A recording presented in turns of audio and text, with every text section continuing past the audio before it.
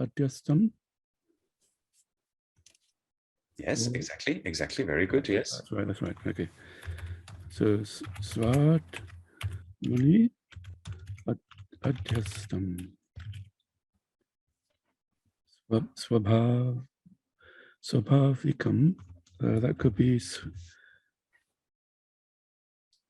well, Swabhava. I know Swabhava. Yes. And Swabhavikam is made from Swabhava, like we have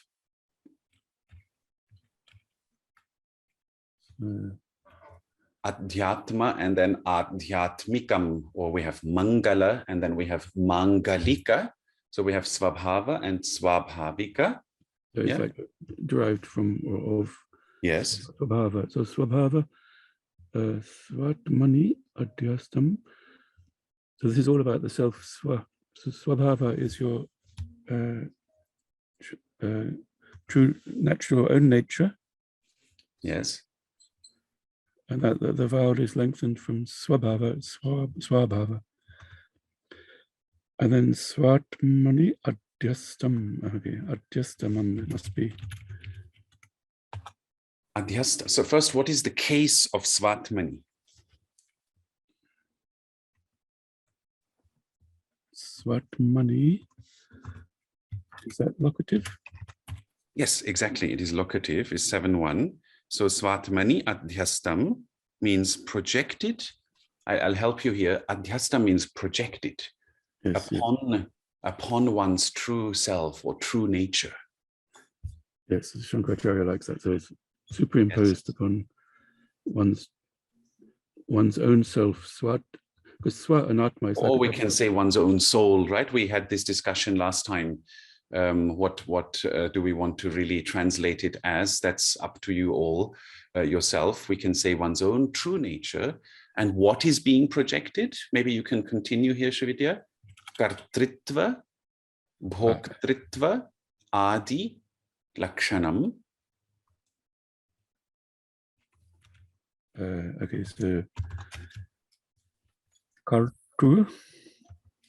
kartritva, bhoktritva, adi, lakshanam. So these all tva forms. So kartritva, I would say, is the doing and the enjoying. Bhoktritva. Kartri, and then the suffix tva. We also had this many years ago already. When we add the suffix tva to any word, it then gives the sense of the state of that. So if I say, for example, well, we wouldn't say Krishnatvam, but we could say it. Krishnatva means the state of Krishna, or Devatva, the state of a deity, of a divinity.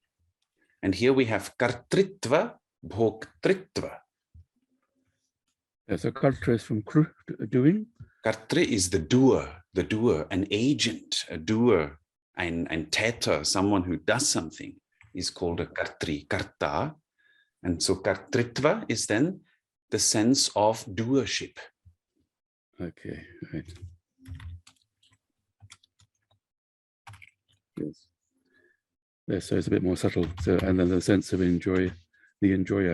The sense of the experiencer, here we could say. Bhoktri is an experiencer, someone who is enjoying, but in generally, one can also experience suffering, and it's also bhoktri. Bhoktritva is the sense of being an experiencer. The sense of being an agent is kartri, of being a doer and theta is kartri. The sense of being an experiencer is bhoktritva. Adi and lakshanam. That would be the sign, lakshana. Yes. And adi is first. No, adi means etc. here. Ah, okay, yeah. So there are many senses, right? We can have a sense of being an agent. We can have a sense of being an experiencer. We can have a sense of being a victim or a sufferer, or we can have the sense of being someone really great. So all these senses, all these different identities are marked here by the word adi, etc. So you can go on listing all the different senses of identity that are projected upon our true nature. Yes. All right. So thank you. I know this is a little difficult, everyone. I know very well, but maybe Trusharji, the next one is not so difficult. Jagat Dvaita Rupam. If you want to try Jagat Dvaita Rupam.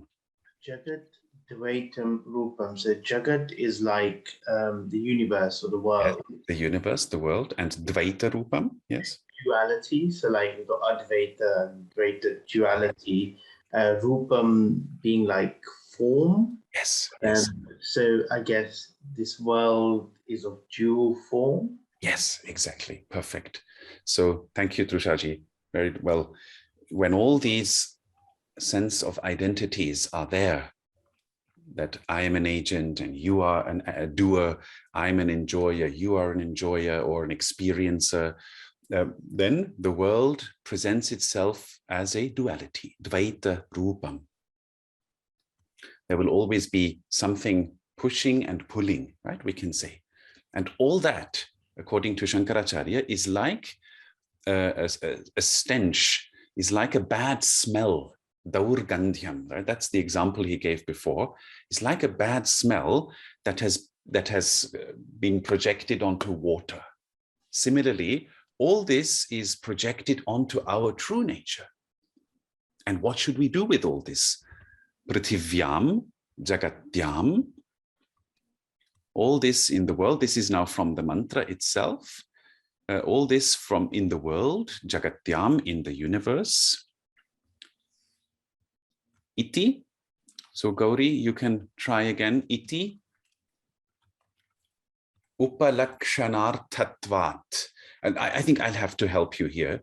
Upalakshanarthatvat means that Upalakshana is a sort of a sub-description, eine Unterbeschreibung, eine Nebenbeschreibung, a side description. By mentioning the word Jagatyam or Prithivyam, then Shankaracharya says it means Sarvam Evahi.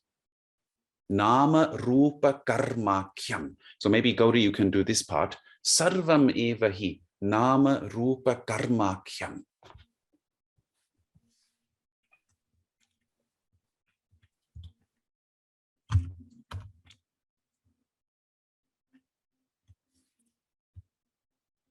Gauri, are you there?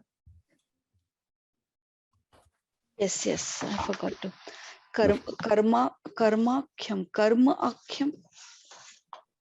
Sarvam eva. So Sarvam. this expression, Shankaracharya says, Jagatyam or Prithivyam, in the world, this expression, Upalakshanarthatvat, this expression means Sarvam eva nama rupa karma akyam. So, sarvam eva nama rupa karmakyam. It's all two, one. Karmakyam, nama rupa is like nam. Karma, is karmakyam one word or? No, it's one compound, nama rupa karma akyam.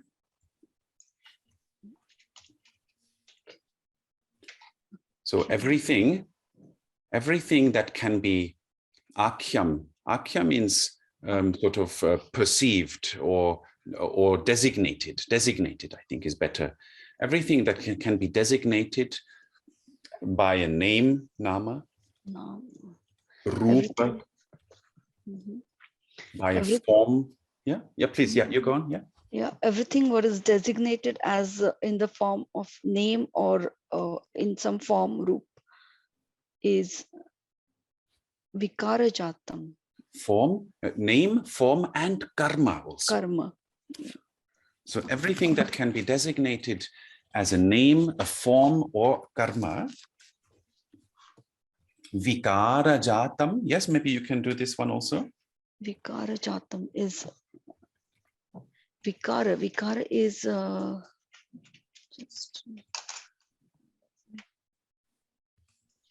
vikar is disordered.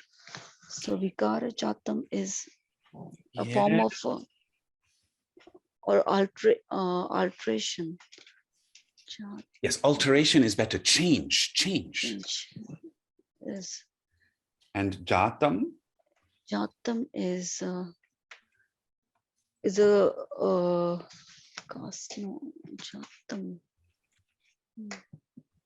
Jata. Jatam is just born, emerged from. Jata, it's born. Yeah, Jata, it's born. So Born, yeah, so born from it's change. Change. Vikara jatam, born from change. Change. Born from change. So all this that is projected on our true nature, being a doer, being an experiencer, all that which can be designated as a name, a form, or karma, is born from change. Vikara jatam, it's always changing. It's born from change. It is never eternal. And what should we do with all this? Maybe Sri Vidya? Right. Paramartha satyatma bhavanaya. Well, Paramartha again, the supreme Yes, reality. supreme reality, yes. And then Satya, Atma, Bhava, Naya. So first identify the case of the last word.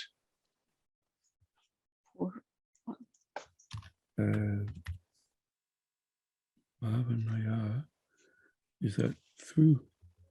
Yes, it's so which case? Instrumental. Instrumental, yes. Satyatma Bhava Naya. So is Naya separate or is that? How do you mean, is it separate? Naya. Is that the word Naya or is that the? No, bhavanaya. No, bhavanaya is the third case of bhavana. Bhavanaya. Right, like mala becomes malaya, bhavana becomes bhavanaya.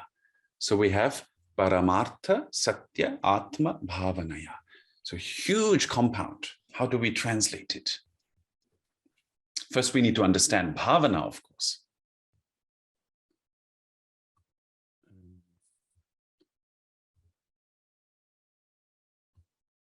Well, I know bhava is me, but bhava. Bhavana means meditation, actually. Meditation or contemplation. To meditate is the best translation. Bhavana, okay. So through contemplation on the supreme reality, the truth of the Atma, Satya Atma. Satyatma, yes, through see, that's why true nature also, he uses Paramartha, Satya, and Atma together. So by contemplating bhavana upon the true nature or the true self in its absolute reality. Yes. The sentence is not finished yet. Tyaktam syat. So all that which he listed before, kartritva, the sense of agency. I am the doer. I am the one doing all this. The sense of experiencer. I am the one experiencing all this, or all the other things, being a victim or being the one who caused something negative or something positive, all that which can be designated as name, form, or karma, which is all born from change, vikara jatam. All that, tyaktam syat. May it be renounced. All that may it be renounced. Syat means may it be. It's from asti. It is the wish. It is like we call this vidhi ling. It is that may it be like that. Möge es so sein. Möge es tyakta. Tyakta means aufgegeben. Möge es aufgegeben werden. How? Through the bhavana, through the meditation on the true self in its absolute reality. not in the relative temporary reality. Hugely difficult.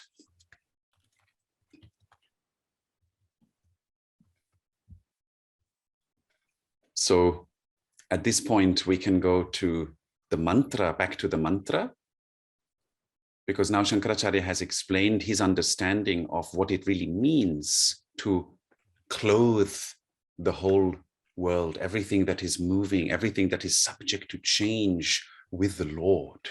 What that really means is to understand that all these temporary identities, they are like a stench, they are like a bad fragrance, but water in itself is actually pure.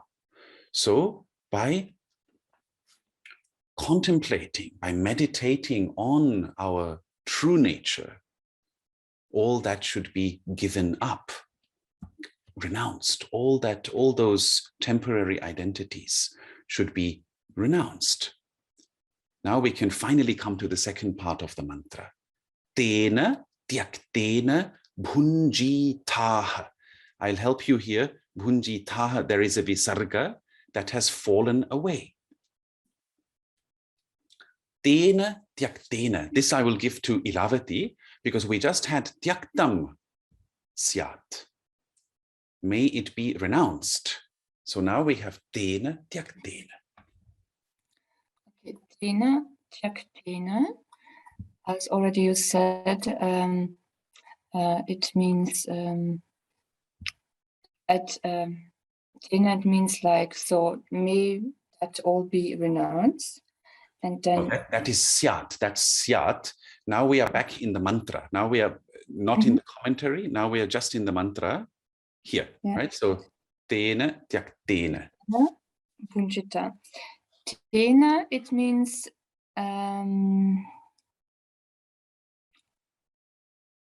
by this. Yes, very good. Exactly. And then we have tyaktena. It means by this renunciation. Exactly, by this being renounced. Durch dieses Aufgeben oder Loslösen, right? We could say in German. Durch dieses Aufgeben. It's already 3-1. It's yes. Instrumental. Yes. Renounced. And then bhunjita. Bhunjita. Yeah. That, I don't know if you will find that in the dictionary, but it is from the root bhuj, to enjoy, and bhunjitaha is the imperative. No, not the imperative. It is the also this optative form, which means may one enjoy, möge man genießen. May one enjoy by this being renounced. By this being renounced, may one enjoy. Genau, very good, excellent. And then I'm always taking the same people because I know that their Sanskrit is on the level here. So I'm not sure if anyone else would like to try who is here in the group. You're always free to try, but maybe I will give the next one to Gauri. Margreta. Any idea? Margreta. Ma is no or major. No. Ma means not. Yes, not. No.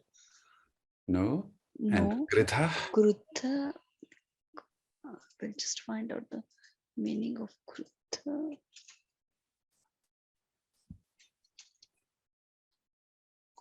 Is it originating from Gruta? Grut, part of horses. Is it horse? Behind cotton, yeah. Is it so? No, that is grida. I think you're looking at grida, which is a different word.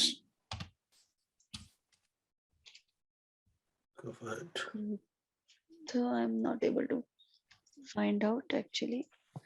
Grita. Ma is no. And Covert. Sorry? Covert, C-O-V-E-R-T, or hold.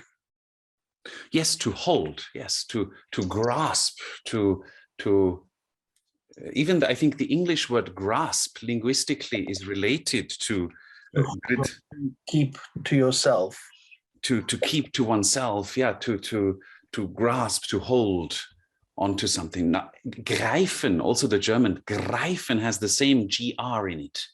So Margreta, don't grasp. grasp for something. Don't grasp for. Kasya is whose.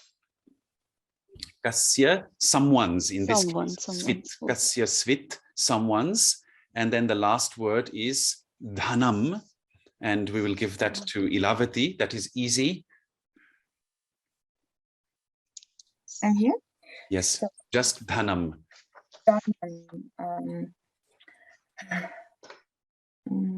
It's 2-1. It's the first. And Yes. then dhanam.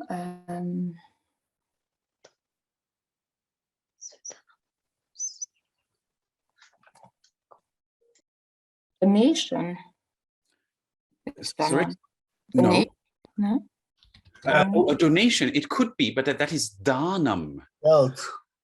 I think you're looking at dhanam. Yes, so Mahindra Bhai said it. It's wealth or wealth, dhanam. I think if you look below, dhanam,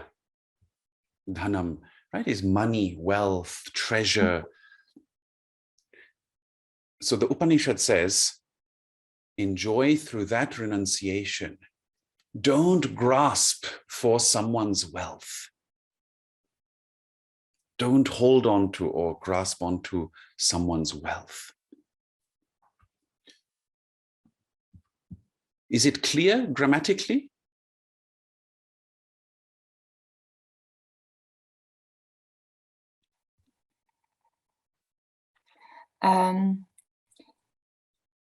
Now we have the second part of the Mantra. word.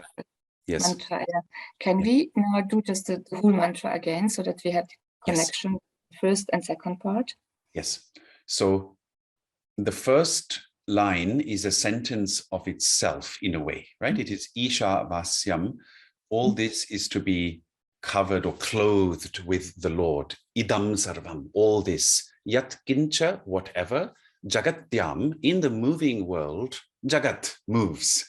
So whatever moves in the moving world is to be covered with the Lord, Isha.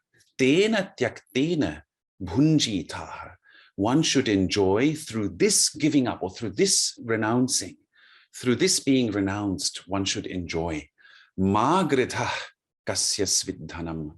One shouldn't grasp for someone's wealth or for someone else's wealth.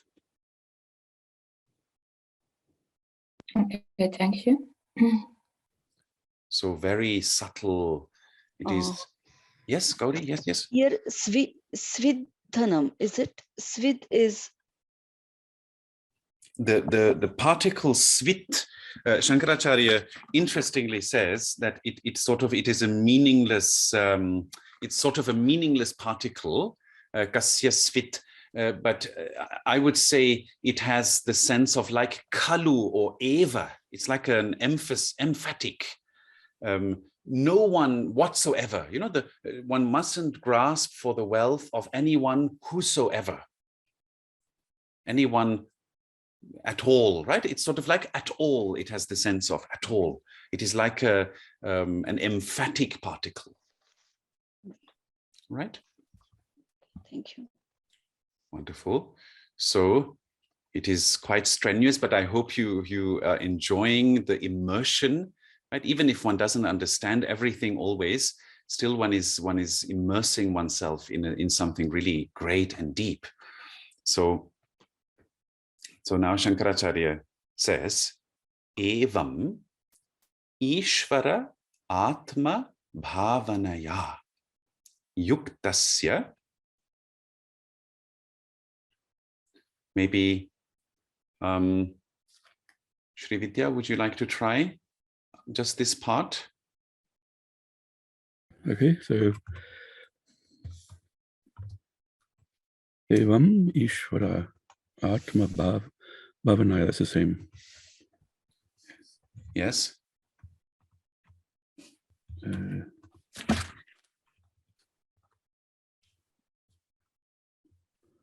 So contemplation, Bhavanaya, through contemplation. Yes. And then it's Ishvara Atma, the Lord, the Self. Yes. And then Yuktasya Putradi Eshana. Is that right? Yuktasya Putradi Eshana. Not putrasya, just putra adi eshana. Putra Adi. But Shravitya, just stay with the first part first. Evam Ishvara Atma Bhavanaya Yuktasya. Just this one. Yuktasya belongs to that, okay. Mhm. So Yukta is always joined and joined or practicing. Yes, so one who is yukta is a very special word. We just also had it this morning, Shravitya. So yukta, it also comes in the Gita many times. Yukta has the sense of that one is joined with something, that one is united with something. So a person who is united with what? With the contemplation, bhavana, of Ishvara and Atma, of the Lord and the true nature and the true self. Evam, in this way. So in this way, one who is united with the contemplation of the Lord and our true nature. Now we come to the next one. Maybe Ilavati, you can try this. It looks difficult, but actually it's not so difficult. It's a long compound. Traya sannyase. I'll help you with the separation. So putra, adi, eshana, traya, and then sannyase. Okay.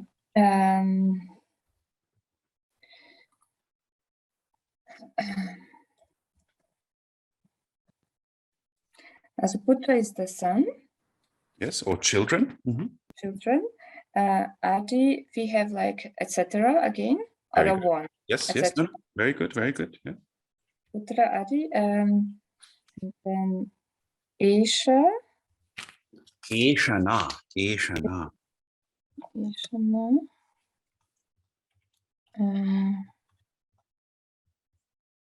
Begging. Act of seeking. Is this Eshana? What other meanings did you find? Also, iron arrow, impulse, seeking for, request, desire. Seeking for, the ardent desire. Yeah, this is the wishing, seeking for. Okay, seeking for. So like the son, the children, etc. are seeking for. No, it's a compound. So we have to read it from behind afterwards. But first, Eshana Traya. Do you know what Traya is? Three, yes. Three, and then sannyasi. This is the well-known word. This is the well-known word. That's the same word, you know, but you write it a little different. You write it with two N. Sannyasa. Exactly, sannyasa. Okay, sannyasa is to renounce from everything. Yes, exactly.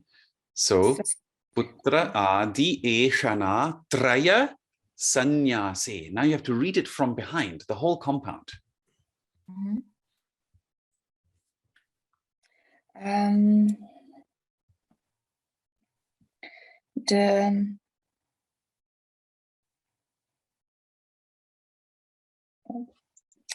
We have still instrumental. True? No, not through. No, it's not instrumental. What's the case? So now see. Vocative? No. It is, sorry, did you say vocative? Yeah. Oh, that would be if it were like Radha or Mala, but in Yeah. this case, just ordinary, Locative is yes, 7 ordinary vocatives. locative, yes. It's that's in the Yes. in the renunciation of everything, all the No, children. go very literal, just from behind, like every word in the renunciation. In the renunciation of three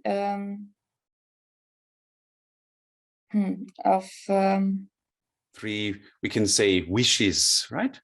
Of 3 wishes. In the renunciation of 3 wishes. Of children, etc. etc. Of 3 wishes of children, etc. Yes. Okay. So that is now very literally. Yeah, but 3 wishes. Why 3? Yeah. So now this was a very literal translation here. So now we come to a very interesting Upanishadic theme, which is that there are essentially, according to the Upanishads, there are essentially only 3 types of wishes. One is putreshana, which is the wish for children, in a way, to have children. The second wish, and of course, all the wishes that come with that, they are part of putreshana. So we want our children to be safe. We want them to prosper. That's all natural, right? It is all, but it brings a whole web of issues with it. The second is lokeshana, which is the desire for there are 2 interpretations of it. One is that it's the desire for respect, or for being acknowledged, or for being known. Some people translate it as fame, but not necessarily fame that we want to be celebrities, but we all seek to be respected, or we all seek to be appreciated by others.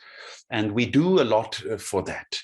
And very often what we do seemingly in the world sometimes has a lot to do with that, rather than any other truth. And then the third one is vitteshana, which is the desire for wealth, or at least we can say for material security. So these 3 desires, they bind us to samsara, according to the Upanishads. The desire for children, the desire for respect or appreciation, and the desire for material security, these 3. And it's an interesting analysis, right? It's similar, a little bit similar to the Maslow pyramid. Those of you who have studied some economics, modern management, and such topics, is a little bit similar to that, right? That's these little basic desires. And it's when these, of course, the difference is that here we are talking, Shankaracharya is talking about the sannyasa, the renouncing of these 3 basic desires, whereas the modern people, of course, speak about the fulfillment of these 3 basic desires. But yeah, please. So we have like self-actualization in and then these 3 desires, like children, respect, appreciation, or material security, or money or wealth. Yes. Are these like just a form of the ego? I'm assuming they're just a form of the ego not wanting to achieve a higher state, or is it, how does that reconcile with that moksha, nirvana? Is that self-actualization? Well, of course, I mean, here we are right in the middle of it, right? That here Shankaracharya is using these essential terms that make us all right think, that they all make us think. So yeah, I mean, that's the whole point, that according to his view, these desires ultimately, if they are not renounced, then one cannot really get to this level of enjoyment that the Upanishad is talking about.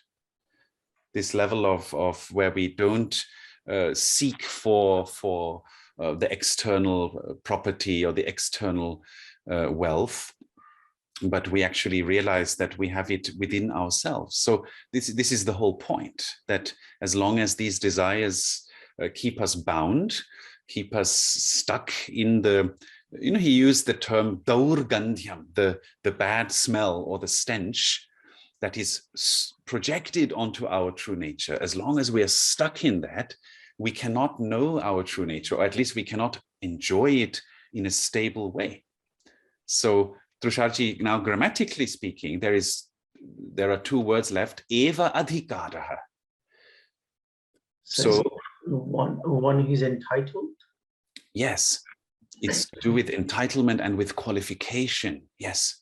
So one who, yuktasya, one who is united with the contemplation of the Lord and the true self, is entitled only, or is qualified only in, literally it is in, but I think in English we say qualified for the renunciation of the three wishes, as we described, referring to children, etc. Na karmasu. He is not qualified, na karmasu. How would you translate that, Trusharji? So na karmasu is like, no, there's no karmas left to do. Na karma na praja, like not in karmas, exactly. So such a person who's truly meditating on Ishvara and on the true self, and in this, through that contemplation, through that meditation, removes that bad stench, is qualified only for renunciation, not for karmas. not for karma. So Acharyaji, Yes. here in this Ishavasya-Upanishad, Yes. so is the adhikari the same as when they say like vivek, vairagya, samadama, titiksha, Yes, yes. samana, samana? Yes, absolutely. Absolutely. That is, of course, the Vedantic system, right? So we need to distinguish here. So here we have the pure Upanishad. When I say pure, I don't mean anything else is impure, but I mean, here we just have the mantra. So here in the mantra, we can read the mantra and we can study the language of the mantra without a commentary, isn't it? Yeah. So then it's also something powerful. Now we are in the midst of a commentary. A commentary is, of course, already an interpretation, but in this case, because it is the oldest commentary, and because all other great acharyas of all other different traditions, whether it is Vaishnava or it is Shaiva, all acharyas actually ultimately adopted a big part of Shankaracharya's commentary. This is really true. Most of them, you see, in modern India, they make all this fuss about different traditions, Shaivas, Vaishnavas, Shaktas.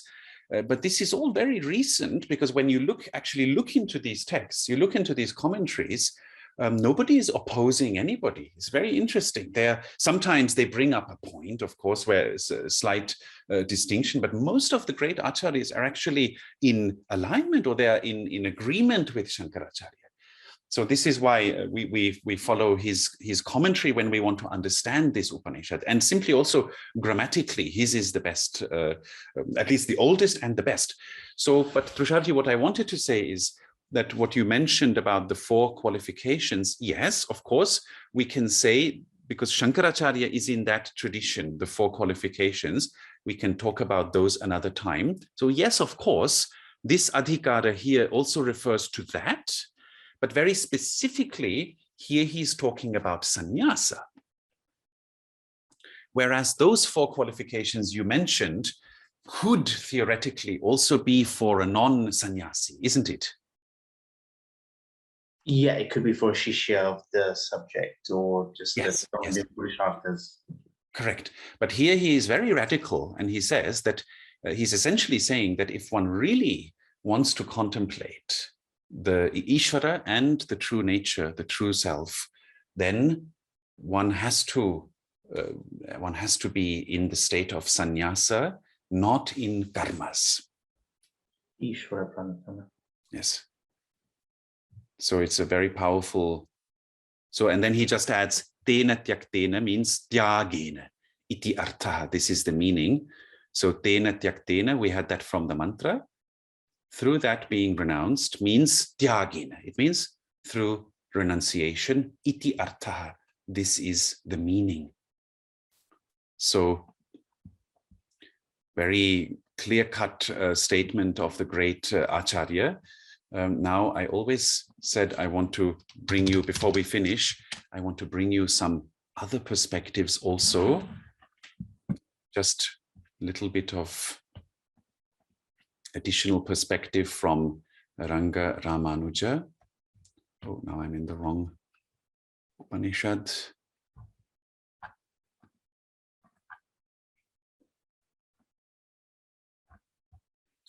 So sorry. I think next time, when we start next time, I will start with his explanation of Ranga Ramanuja's explanation.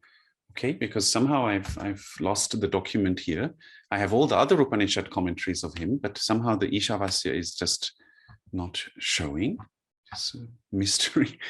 So yes, so then we will finish here. I'm sorry, we will start with his explanation next time.